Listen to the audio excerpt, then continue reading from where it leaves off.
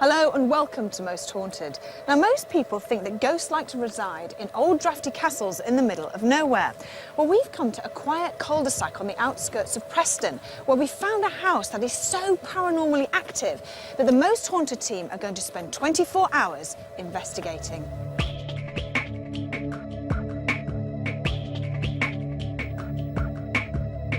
Charnock Hall has a long history and was once owned by the royal family. In the 17th century, Robert Charnock, a Catholic priest, lived here. It was around this time that Catholicism was frowned upon and many masses were conducted here in secrecy. The current owners and past residents have witnessed dark, shadowy figures that look remarkably like priests.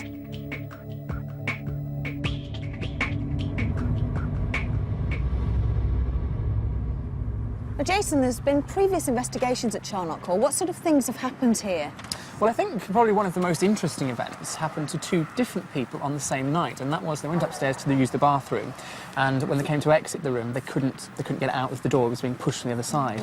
They also had a transfiguration experience where several people saw a person's face change into what they thought was a nun because it had a cross hanging around, and also all the electricity flicked off for no reason, and Carol, who owns Charnock Hall, said it never happened before. One of the theories behind that is that ghosts actually can use mains electricity in order to manifest. Now, there's absolutely no scientific basis to this, but it's a popular psychic theory. Now, Derek Okora, our spiritualist medium, he's actually on his way to the location. He has got no history whatsoever of Charnock Hall, so I think it's going to be a very interesting evening altogether.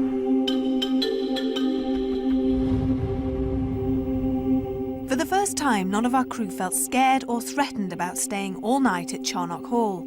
The house seemed to have a very comfortable atmosphere, but as we all know, feelings and atmospheres can change, especially when it gets dark. When I took the staircase out was the first time I really noticed something. There was just a pair of ladders up to the bedroom so I could get upstairs, and I heard people walking up and down the stairs, and there was no stairs here. So I was quite excited, really. My stereo player comes on in the middle of the night, and my television switches on in the middle of the night as well. A friend of mine came round and he sat outside in the car and he said, "Who's Carol got round? Who's the little boy with the ball in the window?" And they said, "Nobody, Carol's in there on her own." And there was a little boy in the front room window upstairs bouncing a ball. We came here for a séance actually, and it was a very interesting night.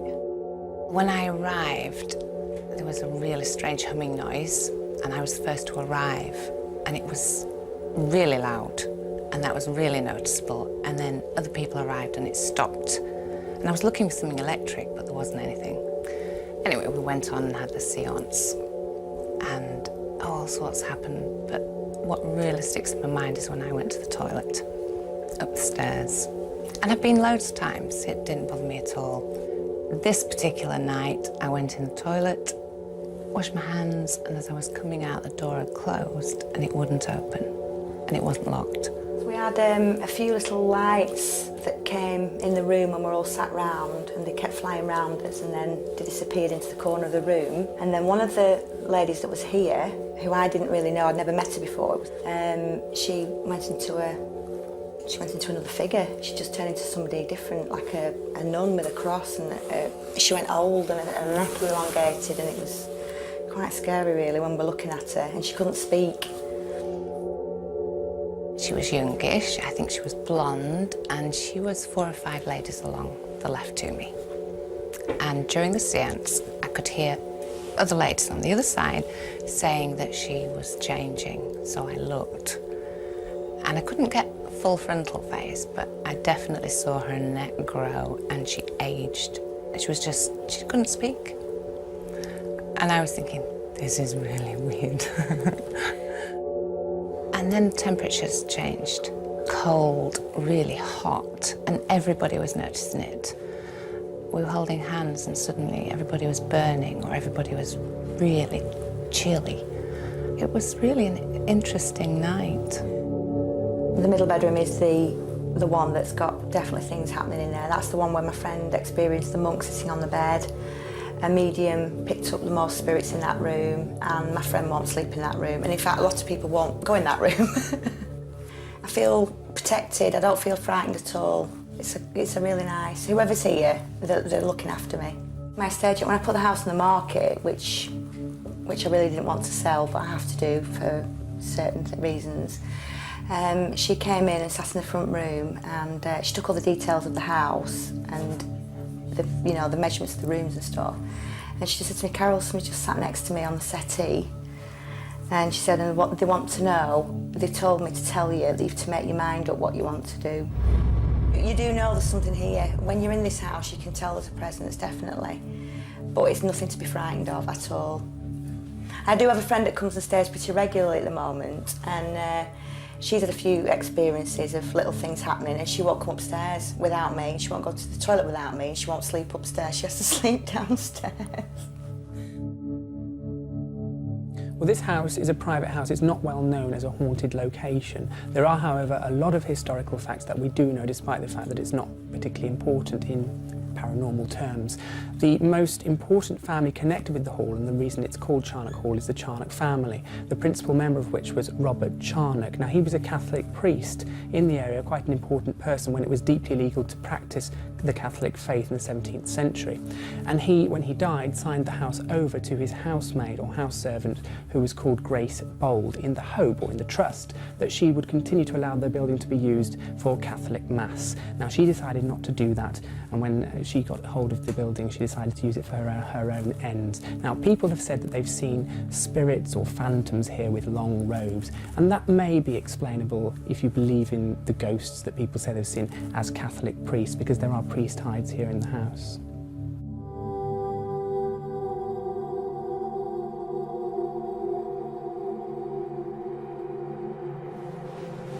This is the oldest part of the building, and I absolutely love it. It's so welcoming and warm. But in spite of that, the owner had a friend who brought their dog here, and all the dog did was cower under the table. It was absolutely petrified.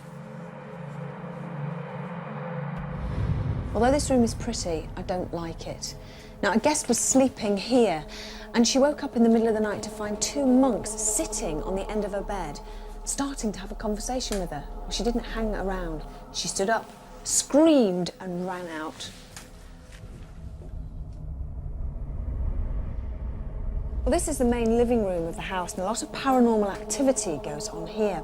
Now, Carol, the lady who owns the house, is asleep upstairs in bed, and all of a sudden she'll hear the stereo and the television come on of their own accord. She'll come downstairs, switch them off, and go back to bed again. Not only is it inconvenient, but there's just no way I would stay and live in a house like this. With our spiritualist medium, Derek Okora, joining the rest of our crew, we had time to talk about what may happen tonight and how we were all feeling. 100% too paranormal. However, when you sat in the edit suite, it's very easy to take judgment on what you see. But now that I'm here and I know that the lights are going to go off later, I'm not sure how I'm going to react to it. I am a little apprehensive. when I first arrived to the property, I was virtually jolted back. It was like a short charge of electricity. And I was always assigned to a sensitive that had a ley line, and quite a strong ley line. It is attached underneath this property here. It can help the spirit entities to be experienced more than if there was no ley line there. I have no idea what I'm expecting to happen tonight. One thing I don't like is the middle bedroom. It frightens me for some strange reason. That's probably me being silly. But we shall see a little bit later on. The only time I get frightened is when there's something, whatever location I could go into, that I personally, or Sam, firstly, that I don't understand, or not come across before. See, when we were in Ostrich Inn, yeah. I swear, you probably tell me to shut up, but when we were at Ostrich Inn, you were gripping my hand so tightly. Yes, by touching and holding, that is your reality base still with another person in the physical body. That is your contact. Right. Is it not also the fact that at the end of the day, you're a medium by your profession and by your life, but you are also a human being, and human beings get scared? And there's a little part of that as well. Because I've seen you when you seem to be slightly edgy. I mean, at Chillingham Castle, you were slightly edgy, not when you were in your medium, sort of performing your mediumship, but when you were being Derek Akora, not Derek Akora the medium, Yes. you seem to be slightly edgy. And I think that that's because you're a human being. And I Yeah. don't think anyone will eradicate that, whether they're in tune with the spirit world or not. Yeah, I agree with that because, I mean, after all said and done, I am human, and, you know, every medium's human, and it's very good that you bring this up. However, with the amount of times in hands-on experience of the different locations over the years, the further it goes on, the lesser or likelihood of that fear factor showing bodily in the body language diminishes. But it suddenly comes back to the fore when I come across, as I've done just of recently in some of our locations, some of the we've investigated, something that is I haven't experienced before, and that does get you edgy. Yeah. But if you've experienced it and it comes again on another location because you've experienced it, you say, well, I can cope with it a bit more because I know what's coming. But what reaction do you get from Sam when that's happening, when you're having that fear, that Derek Akora fear? I shout at him. I shout at him quite, even if you can't hear me, I shout him mentally, Sam, you know, I don't truly understand this. Are you there? Are you alongside me? Are you going to retrieve me? Are you going to bring me back? Because you were angry with him. Yeah. At one point. I was, Yvette, and that was because that experience I'd never allowed, or even Sam had, let's say, persuaded me to allow myself to become that, like, if that's the right word, complete vessel for that spirit entity to either talk or be noticed within the atmosphere through my physical... How easy is it for spirits to actually enter, as it were, into a human body? Where you've seen films and we see you do it as well, where you sort of, you become this other person, you have another voice. How easy is that to achieve? It's easy, it's quite easy if the vessel, meaning the instrument, the person, openly allows... But sometimes you hear people that they don't want that to happen, do they? That, you know... Shillingham with me, that's a prime example. Yeah, when Rick was there, when he didn't... Yeah, but we perceived that experience as being a spirit entering Rick. We didn't put it down in rational terms to all the other possibilities of what it could have been. You know, we're perceiving it there, as you've just put it across, as if it was a spirit entering the body. I don't believe it was. It still fascinates me how there is such a big difference between believers and non-believers and all the various accounts you get. I mean... Do you believe in ghosts, Rick? 100%, yeah. For the stuff He does now. The stuff that I've seen, I mean, what's happened to me at various locations, from what I've heard from Derek, but I also take on the views of what Jason's saying as well. There is reasons. I mean, I've sat back and thought to myself, have I seen something paranormal? And Jason spoke to me and come up with a logical reason, and we found out that reason has been true. But there is other stuff that has happened, which has made me think there's absolutely no logical explanation for it at all. That there is something out there. Neil, do you believe in ghosts? When I started on this job, I was completely in the middle, and I think now I'm swaying towards 80%. Really? Belief, yeah. We were all ready to start our investigation, but for some reason we couldn't stop giggling. There was no reason for this happening at all, but we were brought back down to earth as a cupboard under the stairs opened on its own. Wait, what's that? No, come on. Oh, God. There's a little boy, it's one of three that's here. There's 3 children. He's one of them that was upstairs. Okay. Can you see him? Yes, he's a little boy. He's, I would say, in the way he's looking at me, he's lost a number of his teeth here. I suppose you'd say scruffy-haired little lad. But I feel what's coming from is a heart of gold, a beautiful little boy. Had a problem with his right leg, an impediment. He's one of 3 children that are not in visitation here in this lovely home. He's here, semi-resident, so to speak. And it's because of this little boy. I noticed a cat. And, you know, this is why this cat is drawn and attracted here to this property, because of the activity of the children. The cat can link in with the vibrations of the children who play upstairs. They're upstairs, but there's a connection with these children and another resident, individual spirit gentleman here. One of the little girls is called Roseanne, or Rosanny, and the boy, I feel this is the boy here, who's Anthony.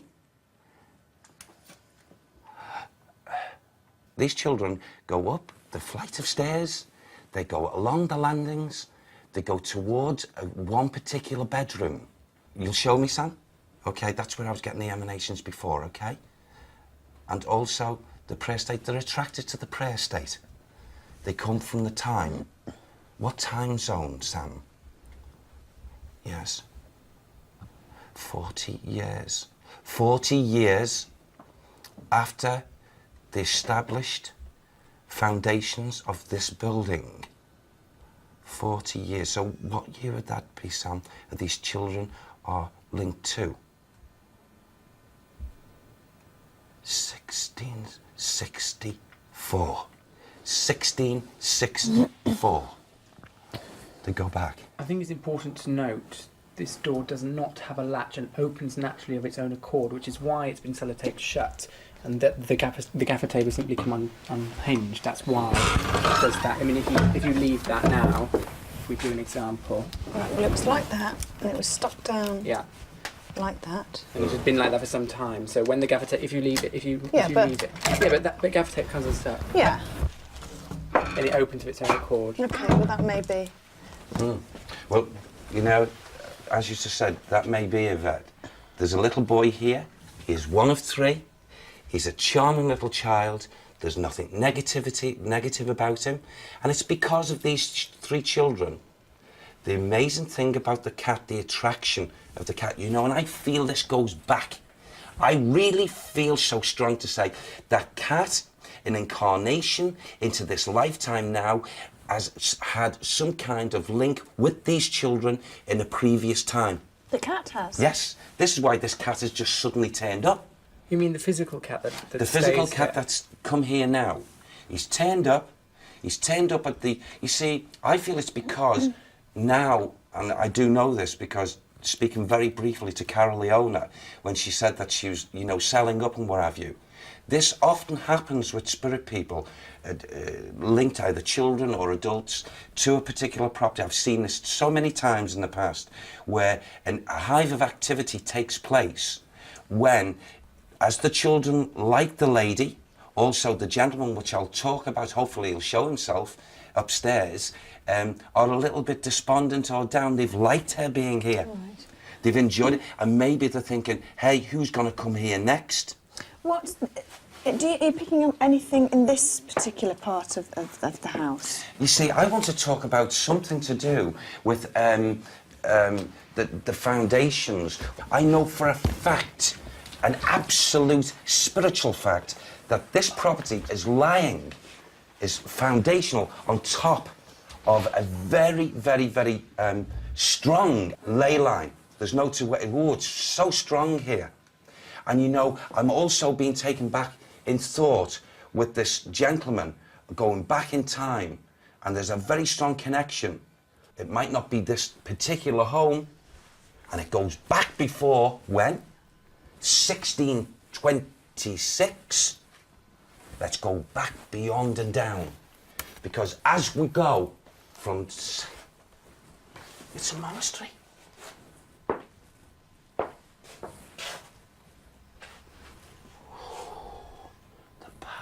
But that's subsided. That is not so active these days. It was known by previous owners. It was known of the monks walking through. Hooded monks. Oh. Oh. How long, when were monks here? 1400 and something. Why were there monks here in this house? Not in this house. So Before on this previous house. building before the house, on this site? Yes, here. What sort But of going building? back, like a not a full monastery, but a what do they call that? A cut off from a monastery where there was monks in prayer state.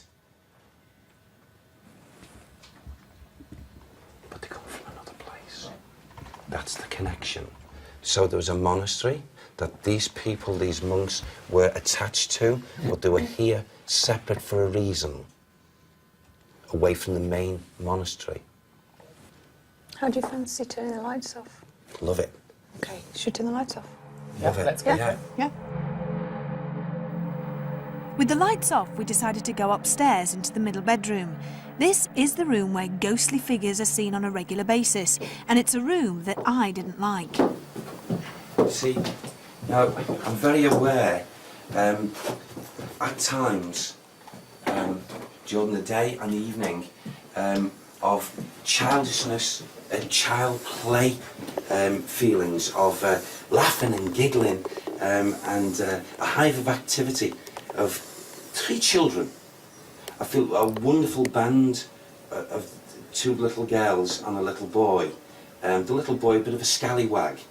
I feel from the time that they go back from or to, they would have had to, for some reason, fend for themselves. And I feel there's so much the strong link with this particular individual monk that in actual fact they went to him, and I feel that the tenderness of his heart, he fed these children. And this is why there's an kinship to him, and yet earlier I felt as if it was from a different time, and it's not. Both interlinking at the same time. So, you know, I can get things slightly wrong until I come into the atmosphere. You see, the energy, this monk is listening right now, Yvette, Jason, to this conversation. And yet... I don't like this room. Yeah, he's... Why? I don't like it. He's listening, and you don't like it. No. I also feel, maybe in a previous owners, not the actual owner today, but the previous owners would have felt that there was poltergeistal activity here.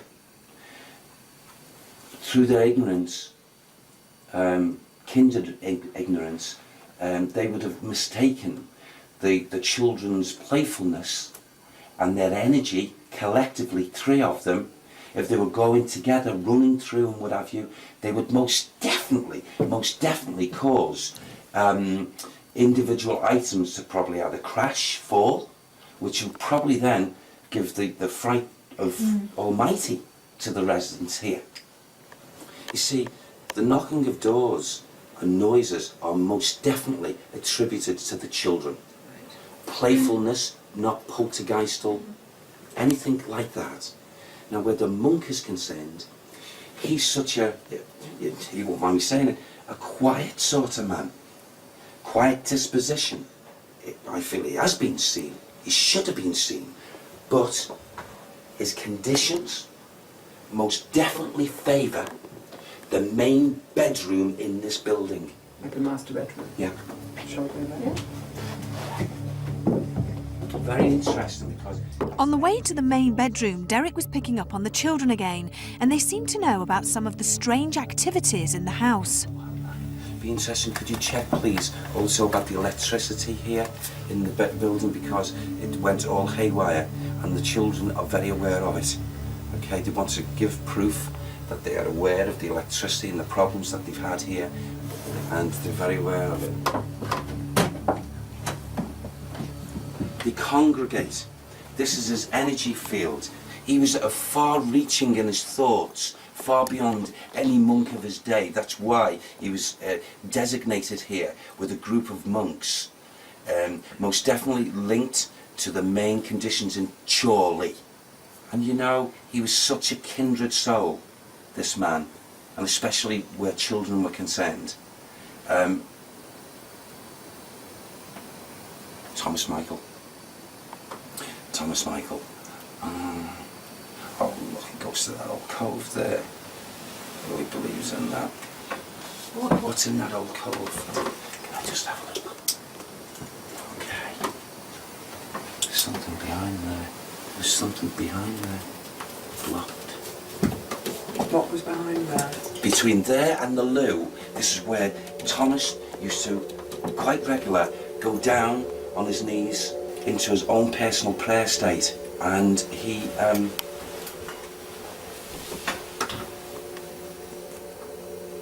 he was against the witchcraft, okay. Oh God, as that went on here as well. In this area, very strong, not in this dwelling, but in this area, there was a very, very high incidence at his time of conditions of a negative, dark practice in witchcraft. And in those times, there was a number of females that were actually laid to slaughter because of being classified as witches. These 3 children were protected by Thomas Michael. No harm come to him. To those, especially the boy, for some reason, the impediment was caused by an elder who damaged the boy. Spiked his leg in actual fact after he was stealing food, but Thomas mended that leg. Bless him. He was very spiritual, this man. He still is. Very kind, kindred soul. I feel that the cat that is presently here is from the links of their time, reincarnated, and has found his way. Of his age, the cat, thank you Sam, physically is 7 years of age, comes from a home that has got 14 on its front door, that is local, or not too far away. He's lost his way, but people say he's lost his way, but he hasn't. He's found his way to the children, especially to Anthony. Ask Thomas. Ask Thomas to do something, Sam. I felt something on the bed. Ask Thomas to do something right now, please. Something on the bed. Whereabouts? Here behind me, like a tiny little thump down the other side of me. Just this is this room's active at times. There's no. To your left or right? To my left.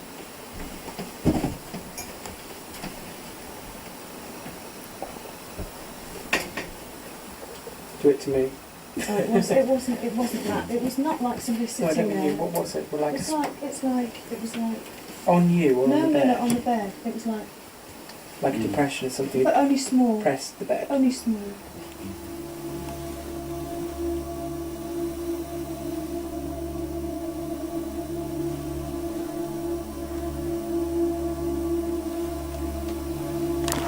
This in here, you know, Yvette. This bathroom here, okay, very strongly, for some reason, is where I felt like the covering and the hood was placed over my head, and he was nowhere near as tall as me, and not a heavy-set person, but I felt the sincerity. I mean, some people can pray and they mean nothing, and some people pray with sincerity, and this man was nothing but goodness, personified, if you like. But you know, it's a very healthy atmosphere. This is why these children are so loving being here. Why don't I like that room then? Pardon? Why don't I like that room? Surely you can answer that question. Do you feel uncomfortable in it? Does it give you some sort of fear? I can't explain it. I just don't feel right in there. It doesn't have an effect on me at all. No, it makes me feel uncomfortable. Does it make you feel uncomfortable, Carl? Yeah, I did earlier. When we first came here, I went into that room, not knowing that anything had gone on in any specific rooms, but I did say I felt uncomfortable and quite depressed in there. When I was talking earlier on about the black links with the witchcraft and what have you, that is really null and void in its energy and essence. However, because I was receiving that at some time, the conditions may have been that an individual or person was accustomed, more possible than not, a lady, that was, and I'm talking about going way back now, would have been maybe practicing. She may have been one of the ladies within the area who were slain because of the black witchcraft, or were accused of being. What do you mean slain? Well, put to death, put to physical, you know, having their life taken away from them because not of their beliefs but their practices. I also feel that this group were collectively, not individually, but collectively were not a good thing for children around. This is why this monk protected these three, took them into, it was like a father figure to them. And maybe that's why you were feeling what you were feeling. Maybe I'm just, imagining things. But when you just, I know when I walk into friends' houses, you either like them or you don't like them. And I didn't like that. Well, everybody does that when they buy a house. They go in and they think, does it feel nice? Does it feel I think unpleasant? there has to be a reason for a feeling why you feel unpleasant in certain rooms. You don't like. That doesn't have to be paranormal. No, it doesn't. No, I'm not saying it does. I just can't explain it. 1626 was the time. Someone lived in fear of a group of people turning up on horseback.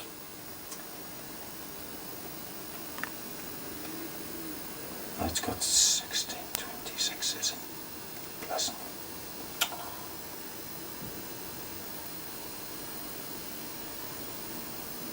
There's a history, a strong history, to the time of 1626, a very significant change that took place to the foundations and the conditions of where we stand now of it. Absolutely. And that was the monk who impressed that with me. Very strong. Obviously, apart from the monk, these three children, I can almost guarantee 100% that these children, what they've done and what they do, can be experienced and picked up by the present occupiers of this home now. I feel so certain about this because of the energy as I've walked through, and you see, as we've got the quietude now of late at night, I feel possibly the children generally will hold on until everyone's minds are calmed down, either into sleep or falling into sleep, and then they would really come to the fore then. That would be interesting to check, more so than in the daytime. But people, when they fall into sleep, are more likely to have allegedly paranormal occurrences and experiences. Yes, I agree. Because they're in a dream state. Yeah, I agree. But I'm talking about whilst they're still awake, and maybe reading a book or something. And just being quiet. Well, just being quiet, yeah. Calm. And I feel it's then that they really centre their thought and energy to try and draw attention through whatever they're doing by making noises and what have you. And I feel they find it much easier, these three, because they group together. They don't do it individually. They group together. So they put all their energies in collectively, you see. Well, do you think then we should go and have a break and maybe we can all sit down and relax and see what happens? Yeah. Yeah? Okay, The children come out to play. Yeah. What they do. Charnock Hall had proved intriguing. If Derek was correct, and the monk-like figure prays in the alcove, maybe it was his spirit who likes to shut the bathroom door. Now that we knew about the children and a monk, we wanted to try a séance. We knew that séances had been conducted here before, with positive results, but would anything happen to us? Is there any spirit, presence or entity of any kind who wishes to communicate with us here? Please give us a sign that you can hear us and understand us. If you are there, please give us a sign.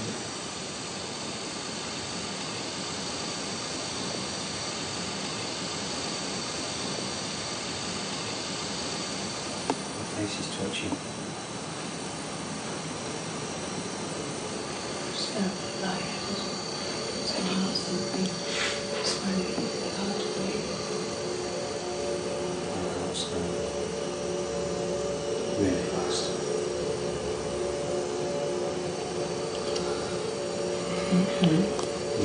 No. Well, the whole body's just twitching. Stop. I'm just going to say it will stop. My jaw has really started hurting very suddenly. Really painful. Can I feel it? Oh wow, yeah. I was tingling all over my face, down my arms, down my legs. I just don't feel right. For my heart rate to go up like that and to find it difficult to breathe. What do you do to your hands?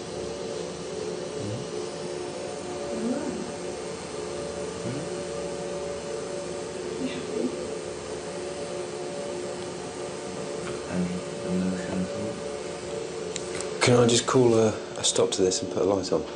Sure. Yes. I just think that's fair. Rick's odd behaviour was a little worrying. He didn't want to speak much and kept feeling his hands.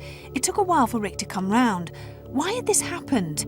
No one knows. In previous seances, we had experienced cold spots, floating orbs, and something touching us. But in this seance, everyone had internal feelings, and it took us some time to feel normal again. After a break, we went back upstairs into the middle bedroom. Neil, Jason, and myself sat quietly in the hopes that we would see something using our night vision cameras and an EMF meter. Don't you think I'm being very brave? Sitting here without one person to my left and one person to my right. Yes, actually you are. But you said you don't feel scared now in here, like you did earlier on.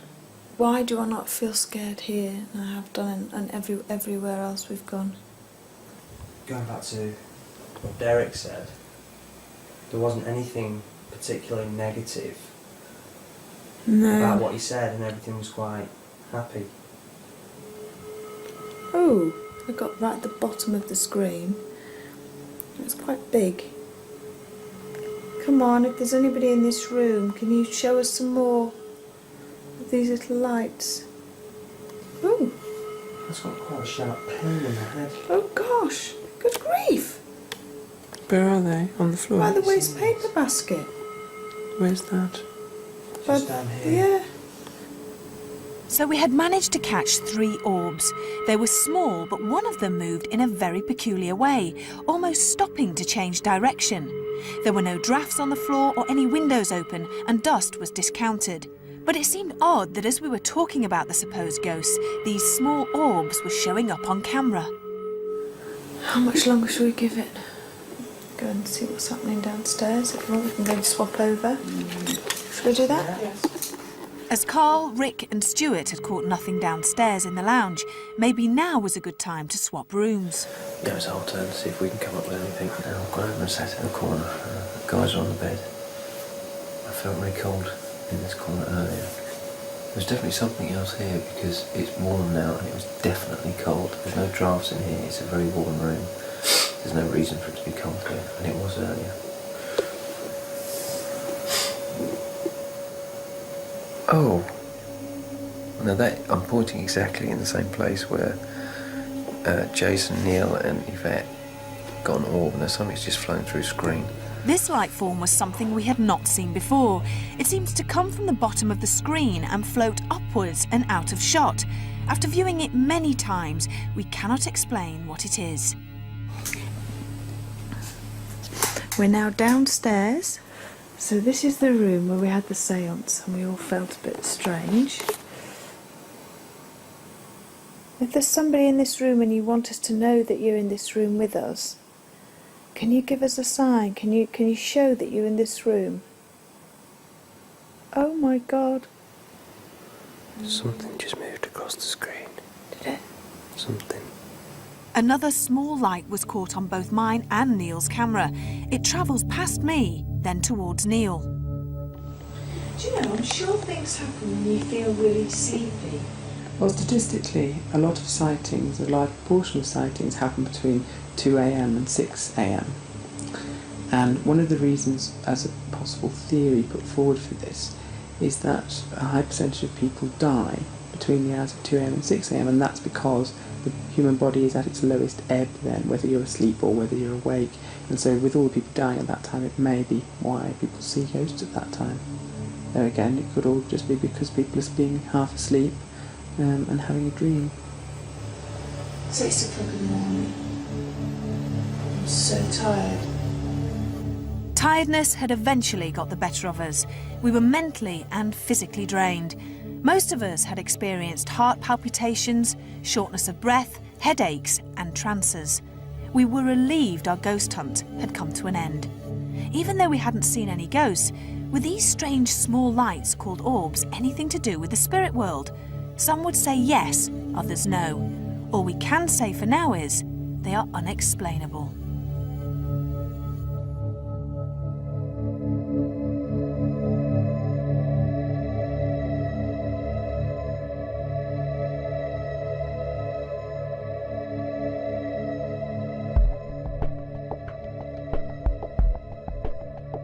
As we were ready to conduct the investigation, a door just absolutely slammed open to the left of us, and it stopped everyone on the track. Certainly stopped everyone laughing and giggling, which then was really the beginning of the investigation. The one thing that occurred last night, which I would like to look at in more depth, was one of these orb anomalies that we've had caught in the past. This was caught in the middle bedroom upstairs, where some of the ghostly activity has been reported in the past.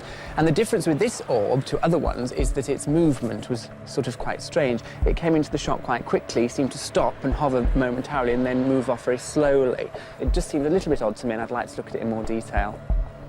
I feel that the three children, in actual fact, all of different ages, a little boy and two girls, actually found themselves leaving the physical body together. I couldn't, through my inquiries last night psychically, find out precisely how. And they're very lovely children. They bring a warmth. If there are children that come into this property at any time, these children, the spirit children, would really, really go to town in happiness. And I think they're an absolute blessing. Well, Charnock Hall isn't open to the public. Carol has absolutely no reason to make up or embellish stories about ghosts here, as perhaps some haunted inns and haunted castles do, because obviously that brings in the tourists and the money. So that makes it more interesting to me and gives it a bit more validity as a case worthy of investigation. 24 hours in Charnock Hall was certainly very interesting, but remember, your house may not be haunted, but you don't know what's going on in your neighbour's house, or indeed the house at the end of your street. We shall see you on our next location. In the meantime, sleep tight.